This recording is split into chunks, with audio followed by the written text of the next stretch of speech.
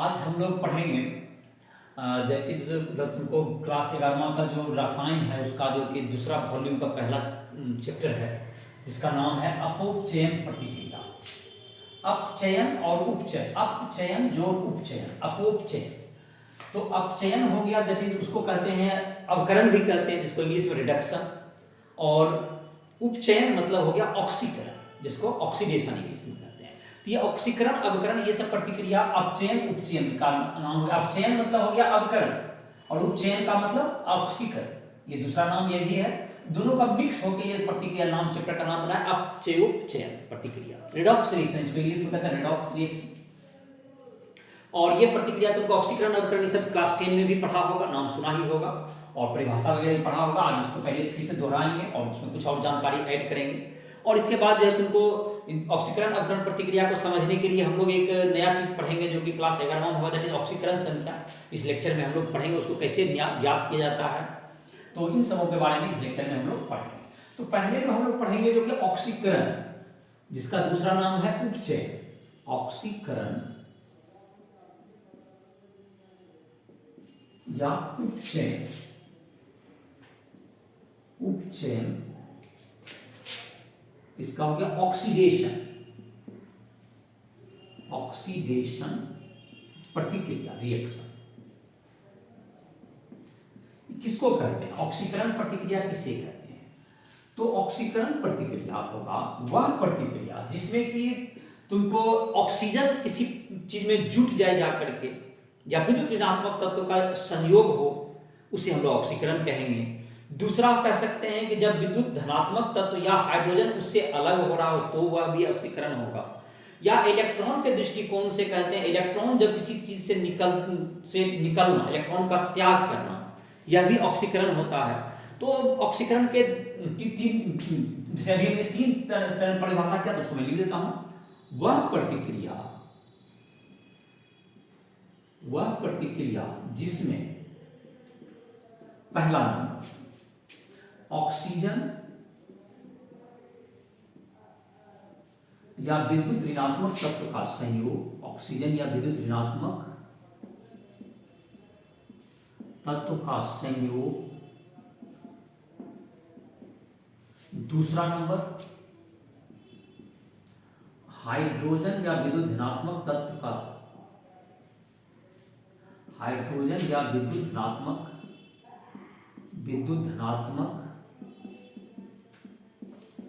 तत्व का अलग होना। तीसरा नंबर इलेक्ट्रॉन का त्याग होता है, ऑक्सीकरण प्रतिक्रिया कहलाती है। ऑक्सीकरण प्रतिक्रिया कहलाती है। तो ये तुमको हो गए तीनों में से कुछ भी होती है प्रतिक्रिया ऑक्सीकरण प्रक्रिया कहलाती है। तो जैसे कि उदाहरण के रूप में जैसे कह सकते हैं, जैसे उदाहरण लेते हैं लोग, पहला नंबर जैसे कि Ca+O2 से बन गया CaO बन गया। इसमें क्या हो रहा है? कैल्शियम में ऑक्सीजन का संयोग हो रहा है, तो कैल्शियम का ऑक्सीकरण हो रहा है। इसमें कैल्शियम का ऑक्सीकरण, कैल्शियम का, और कैल्शियम में कौन जुट रहा है? इसमें ऑक्सीजन का संयोग, जैसे पहला बताया था प्रक्रिया ऑक्सीजन का संयोग। तो ये तुमको हो गया ऑक्सीकरण का उदाहरण हो गया, ऑक्सीजन का संयोग हो गया। जिसे कैल्शियम का कैल्शियम से ऑक्सीजन का संयोग होता है। अतः इस प्रतिक्रिया में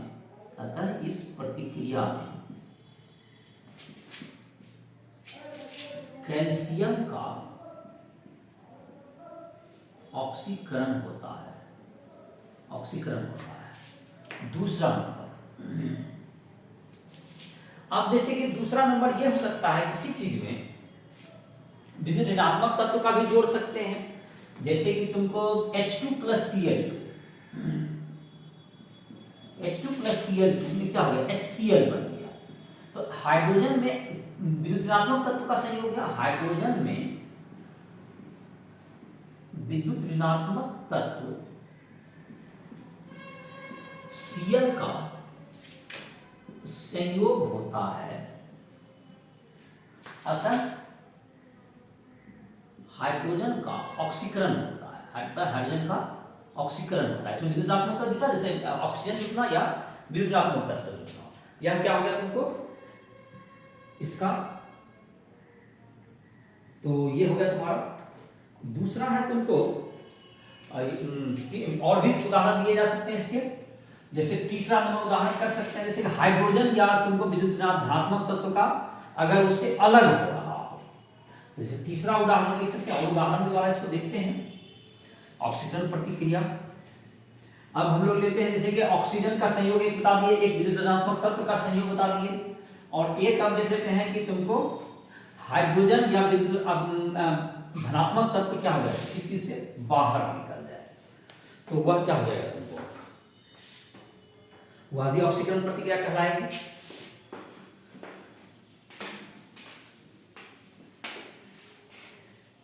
तो दो उदाहरण हो गया, तीसरा नंबर से होगा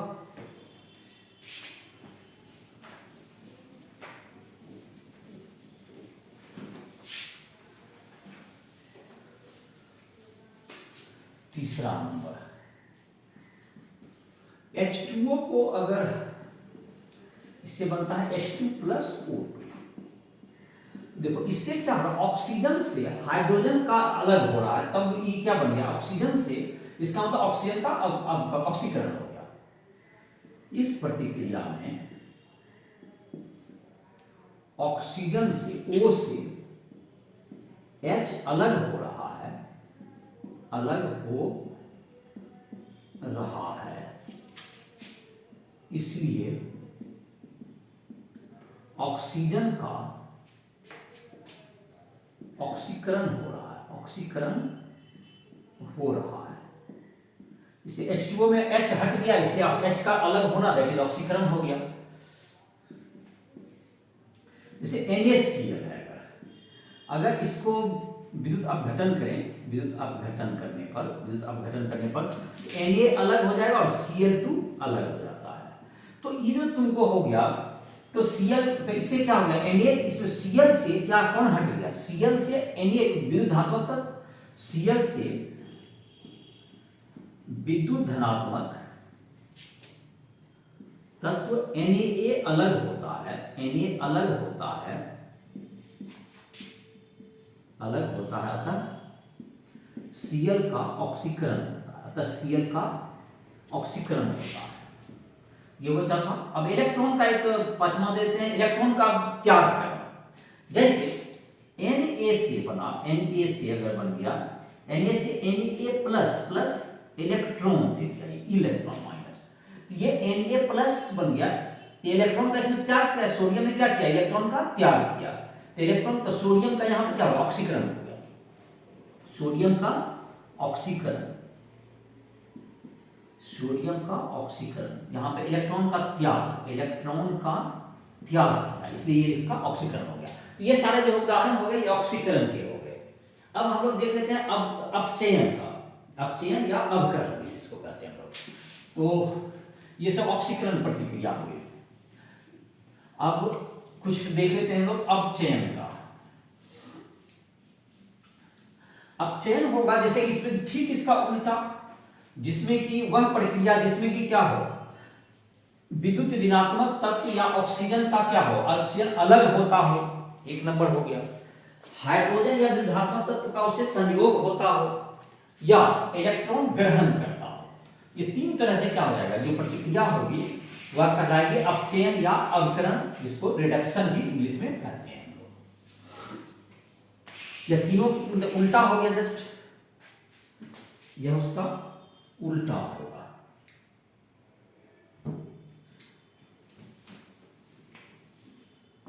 तो लिखा जाए इसको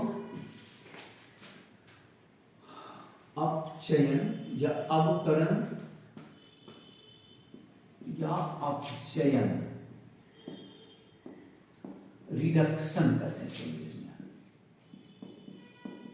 रिडक्शन प्रतिक्रिया।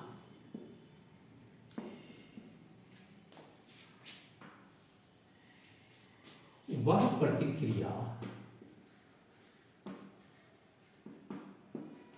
जिसमें नंबर पहला ऑक्सीजन या विद्युत ऋणात्मक तत्व अलग होता है, अलग होता है। दूसरा नंबर, हाइड्रोजन या विद्युत धनात्मक तत्व का संयोग होता है, विद्युत धनात्मक तत्व का संयोग होता है। तीसरा नंबर, इलेक्ट्रॉन का ग्रहण होता है, अवकरण प्रतिक्रिया कहलाती है, अवकरण प्रतिक्रिया कहलाती है। तो तीनों में कुछ भी होती है अवकरण प्रतिक्रिया कहलाएगा। जैसे कुछ उदाहरण ले लेते हैं हम लोग जैसे अवकरण का, जिसमें कि तुमको हो गया, जैसे कि उदाहरण के रूप में हम लोग लिख सकते हैं, जैसे कि तुमको HCl है, HCl तुमको जैसे हो गया, तुमको जैसे कि तुमको अभी जैसे बता रहे थे, इसमें H2 का जैसे कि 1 नंबर में जैसे इसमें H2O है, H2O में H2 प्लस O2 है। इस प्रतिक्रिया को अब देखते हैं दूसरे तरीका से। इसमें हाइड्रोजन से देखो ऑक्सीजन जो है, तुमको ऑक्सीजन अलग हो रहा है, इसका मतलब इस प्रतिक्रिया में ऑक्सीजन से H2 से, हाइड्रोजन से ऑक्सीजन अलग हो रहा है, ऑक्सीजन अलग हो रहा है, अतः H2 का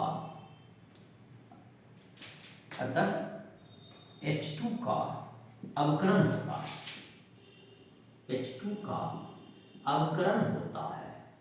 देखो अभी किसी प्रतिक्रिया में इस प्रतिक्रिया को ऑक्सीकरण में उदाहरण देते, उसमें क्या कहे थे, वो ऑक्सीजन में से क्यों हट रहा था, ऑक्सीजन से हट रहा था, विद्युत ऋणात्मक तत्व हट रहा था, ऑक्सीजन का क्या होता है ऑक्सीकरण, लेकिन हाइड्रोजन से विद्युत ऋणात्मक तत्व हट रहा है, दैट इज हाइड्रोजन का अवकरण हो रहा है।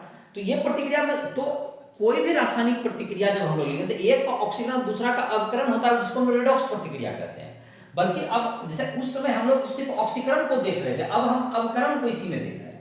तो प्रतिक्रिया वही है, लेकिन हर प्रतिक्रिया में अगर जो प्रतिक्रिया में अगर ऑक्सीकरण होगा तो अवकरण भी होगा ही होगा। तो किसी भी प्रतिक्रिया में वहां पर जो देखने का तरीका अगर बदलेंगे तो उससे अपचयन भी उसमें दिख जाएगा। दूसरा तुमको जैसे कि तुमको अगर हम लोग कर दें Ca प्लस O2 से CaO बना, जैसे ये प्रतिक्रिया है तुमको, तो इसमें देखते थे ऑक्सीजन में क्या होगा, तुमको विद्युत धनात्मक तत्व का क्या हो गया, संयोग हो गया, विद्युत धनात्मक तत्व का संयोग हुआ, तो विद्युत धनात्मक तत्व इसमें जुटा, तो इसका क्या हो गया, ऑक्सीजन का अवकरण हो गया। सेकेंड नंबर उदाहरण के आधार पर, सेकेंड नंबर जो तुम्हारा है, ऑक्सीजन में विद्युत धनात्मक तत्व Ca का संयोग होता है, अतः ऑक्सीजन का अवकरण होता है, अवकरण या अपचयन होता है। अपचयन हो गया तो मतलब प्रतिक्रिया, जैसे कैल्शियम के दृष्टिकोण देखें तो कैल्शियम में विद्युत धनात्मक तत्व जुट रहा है, कैल्शियम का ऑक्सीकरण हो रहा है, देखो ऑक्सीकरण और अवकरण दोनों इस प्रतिक्रिया में हो रहा है। तीसरा एक उदाहरण देते हैं हम इलेक्ट्रॉन का लॉस वाला में, इलेक्ट्रॉन का गेन में, जैसे Cl प्लस इलेक्ट्रॉन से Cl माइनस बनना, इसमें इलेक्ट्रॉन का क्या हो रहा है, इसमें इलेक्ट्रॉन का संयोग हो रहा है, इलेक्ट्रॉन का Cl का अपचयन हो गया, इलेक्ट्रॉन का संयोग, इलेक्ट्रॉन का जोड़ना, संयोग हो रहा है। तो ये अपचयन का उदाहरण दिया। तो यहाँ 3 उदाहरण दे दिया अपचयन का। और एक चीज तो ये क्लियर हो गया कि हर प्रतिक्रिया में क्या होता है, प्रतिक्रिया में अगर अपचयन होगा तो अब उपचयन भी होगा ही होगा। दोनों जो ऑक्सीकरण और अवकरण कभी भी जो होता है उनको प्रतिक्रिया में एक साथ होती है। इसी प्रतिक्रिया को हम लोग रेडॉक्स प्रतिक्रिया कहते हैं या अपचयोपचयन प्रतिक्रिया कहते हैं। अपचयन तथा उपचयन दोनों जो है किसी रासायनिक प्रतिक्रिया में एक साथ होती है, जिसे हम लोग अपचयोपचयन प्रतिक्रिया कहते हैं। अपचयोपचयन प्रतिक्रिया।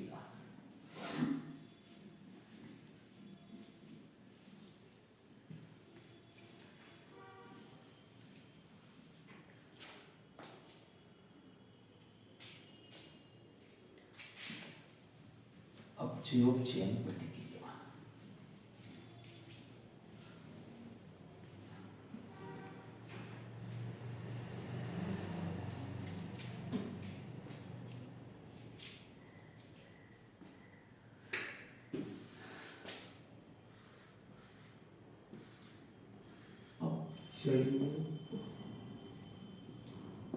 अपचयन प्रतिक्रिया, अपचयन रेडॉक्स प्रतिक्रिया।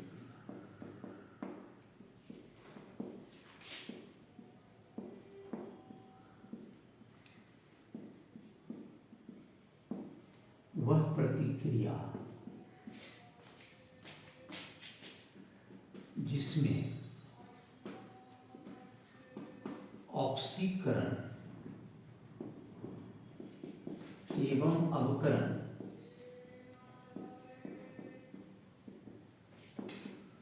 साथ साथ होती है,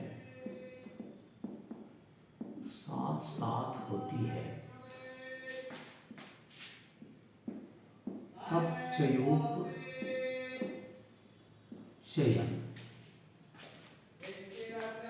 प्रतिक्रिया कहलाती है।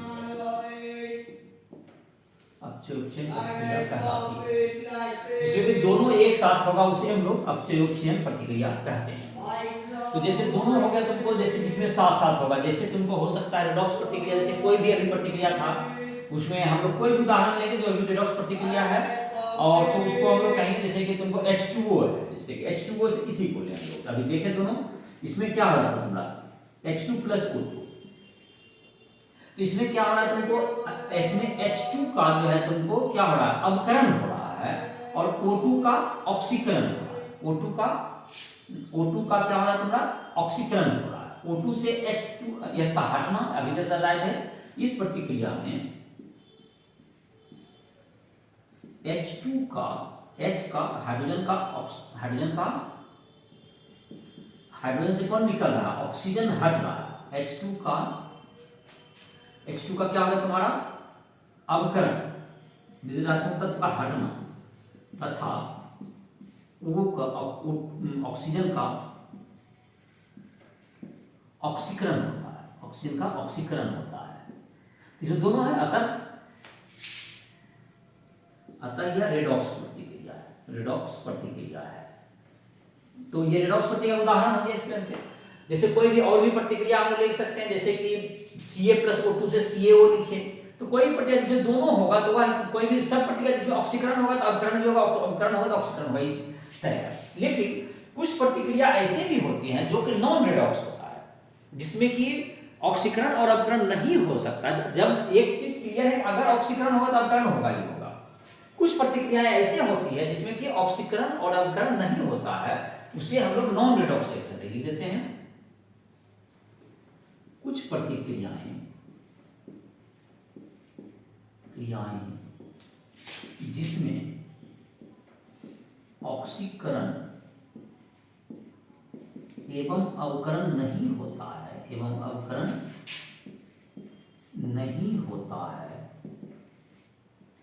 नॉन रेडॉक्स रिएक्शन कहलाता है, नॉन रेडॉक्स प्रतिक्रिया कहलाती है। नॉन रेडॉक्स प्रतिक्रिया कहलाती है, नॉन रेडॉक्स प्रतिक्रिया कहलाती है। जैसे कि तुमको NaOH है, sodium hydroxide plus HCl hydrochloric अम्ल, इससे क्या बन जाता है NaCl बन जाएगा प्लस वाटर। तो यह तुमको नॉन रेडॉक्स है। इसमें देखो जैसे OH है, OH में निगेटिव पार्ट है, Cl में, इसमें E हटा E जुटा, कोई अंतर नहीं पड़ा। उसी ढंग से मतलब तो एक Na के साथ विद्युतात्मक OH माइनस हटा, विद्युतात्मक Cl जुट गया, तो अंतर नहीं पड़ा। उसी ढंग से HCl में क्या हुआ, H का हटा विद्युतात्मक और फिर O जुट गया, मतलब कोई अंतर नहीं पड़ा इसका। इस तरह से क्या होगा, तुमको HCl का हटा और O जुटा तो कोई अंतर, OH जुटा तो कोई अंतर नहीं पड़ा। तो यह कैसा प्रतिक्रिया है, नॉन रेडॉक्स प्रतिक्रिया, ये नॉन रेडॉक्स है, ये नॉन रेडॉक्स प्रतिक्रिया, इसमें ना ऑक्सीकरण होगा ना ही अवकरण होगा। तो कुछ प्रतिक्रियाएं जैसे नॉन रेडॉक्स है, जैसे कि तुमको KClO3 को तोड़े, KClO3 या CaCO3 को तोड़ेंगे, CaCO3 को तोड़ने पर CaO जो CO2 बनता है, ये भी नॉन रेडॉक्स का उदाहरण है, नॉन रेडॉक्स में आता है।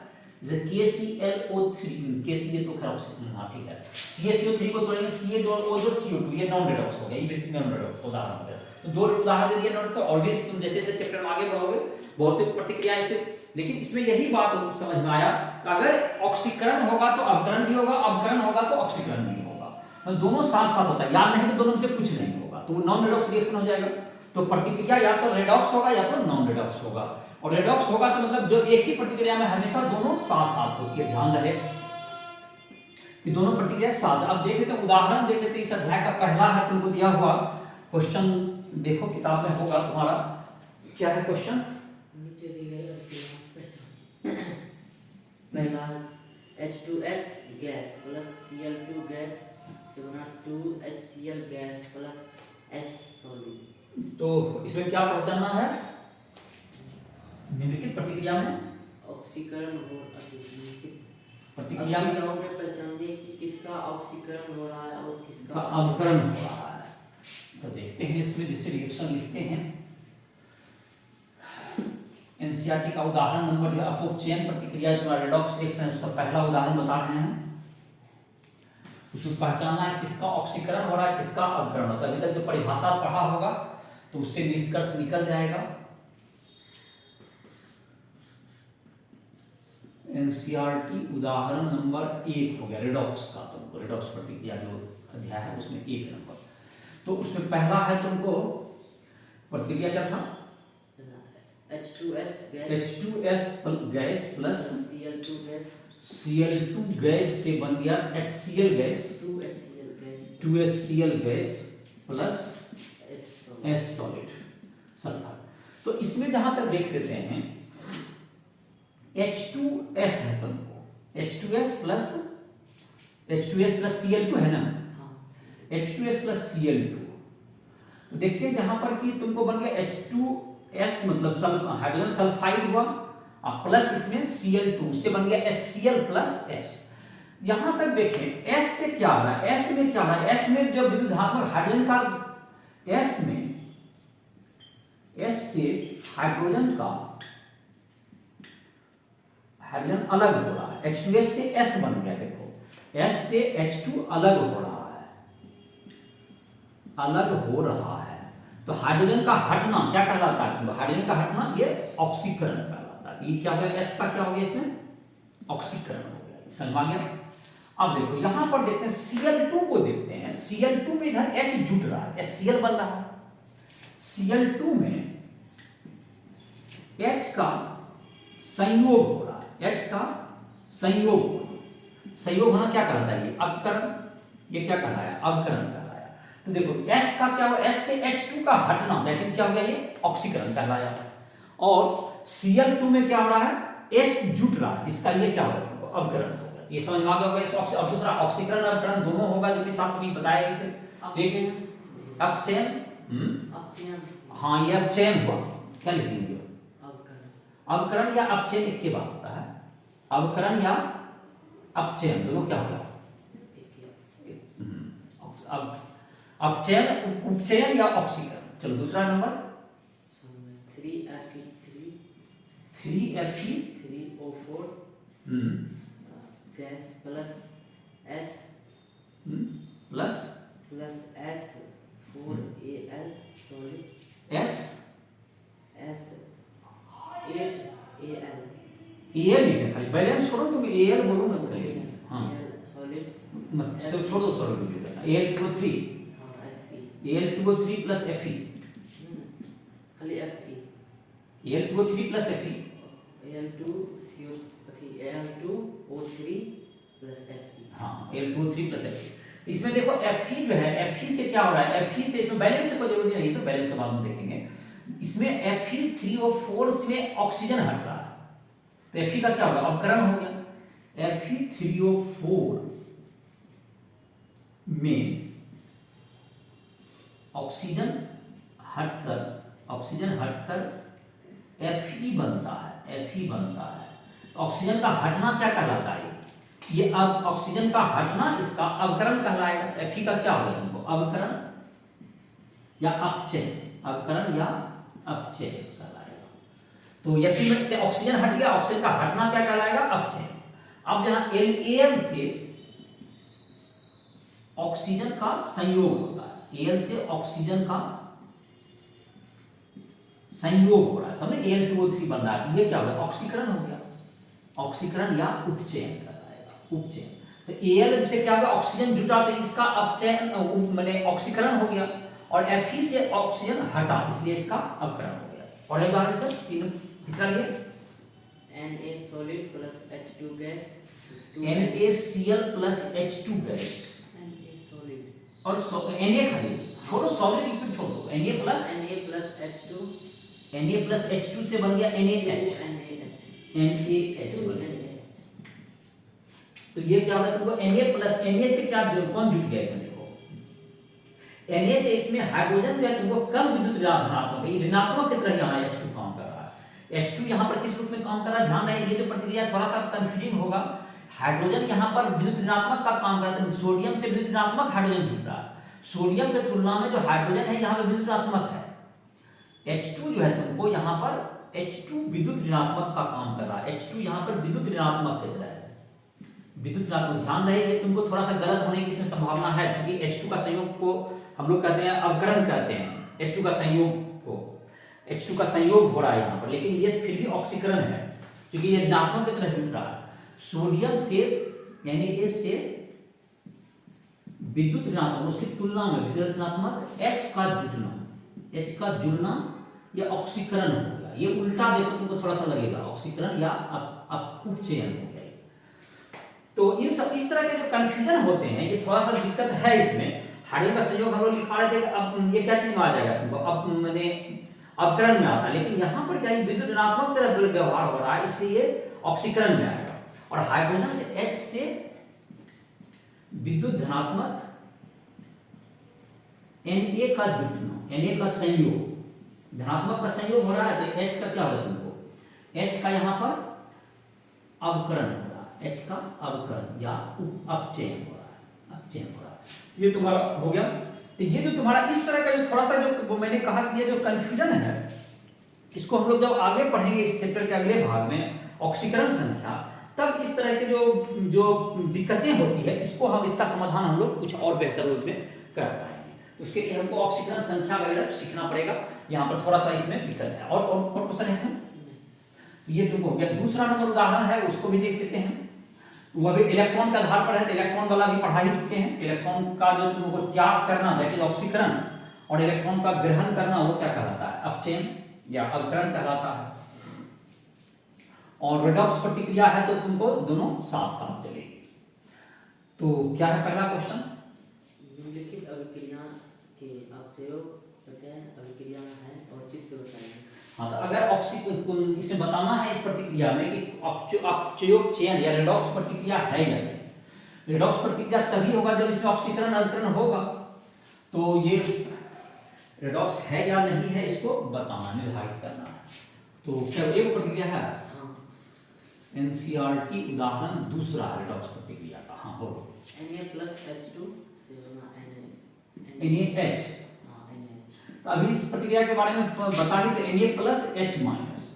तो इसमें क्या हो रहा है, इसमें देखो Na से Na प्लस बन गया, Na से क्या बन गया, Na plus plus E minus. तो ये इलेक्ट्रॉन का त्याग करना ही क्या कहलाया, इलेक्ट्रॉन का ही त्याग कर रहा है, तो दैट इज ऑक्सीकरण। इलेक्ट्रॉन का त्याग करना ऑक्सीकरण या उपचयन। इलेक्ट्रॉन का त्याग करना। अब जहां तक कि H2 से बन गया है तुमको H माइनस या 2H माइनस, बैलेंस करेंगे तो 2H minus plus 2 electron. H2 से क्या करें, H2 में इलेक्ट्रॉन ग्रहण किया हुआ तब माइनस आ गया। इलेक्ट्रॉन का ही ग्रहण करना, यहाँ पे देखो 2 इलेक्ट्रॉन पे ऋणात्मक चार्ज होता है, यहाँ इलेक्ट्रॉन 2 माइनस, इधर भी 2 माइनस। इलेक्ट्रॉन का ग्रहण हुआ, इसका मतलब ये अवकरण हुआ। इलेक्ट्रॉन का ग्रहण, इलेक्ट्रॉन का ग्रहण मतलब अपचयन। तो इलेक्ट्रॉन का दोनों पर इलेक्ट्रॉन इस प्रतिक्रिया में क्या हो रहा है,